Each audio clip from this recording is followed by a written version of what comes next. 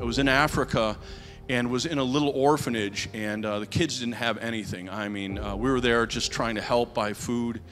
And I asked the lady, her name was Mama Joyce, I said, Mama Joyce, how are things going here? And she said, oh, they're going great since Jesus came last Tuesday at 7 o'clock. She was really specific. And I thought, well, what does that look like, you know? And I was, you know, she could see my incredulity, my look of unbelief. I'm like, what do you mean Jesus came? She goes, oh, we were praying and fasting, which was code for they didn't have any food. And all of a sudden, lights, supernatural lights came on in all the little huts, and the kids began to glorify God and speak in tongues and tell of testimony of God's goodness. Simultaneously, without talking, this whole thing happened in the orphanage. Isn't that powerful? And I was looking at her, and I'm kind of like trying to wrap my mind around it. She stretches her hand out, and she said, don't worry, he'll be here tonight at 7. He comes every night at 7.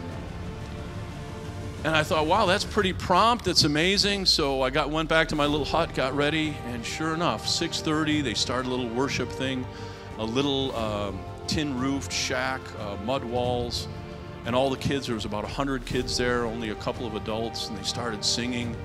The praise and worship was so anointed. No one had ever taught them songs. They were just singing what came naturally about the goodness of God. And then I thought, oh, this must be what Joyce is talking about, Mama Joyce, because they're so excited.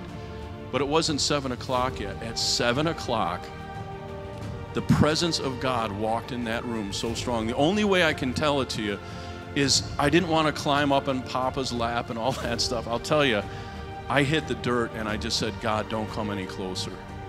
I mean, his presence was so strong.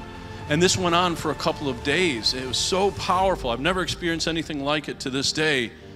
And finally, like, I just got up enough courage, and in that moment when I could feel the tangible presence of the risen Christ and his holiness in that place, I said, Lord, why are you here like this? I've never experienced it. And the Lord spoke something to me in Eldoret, Kenya at that time, and he said, it's their desperation that's brought me.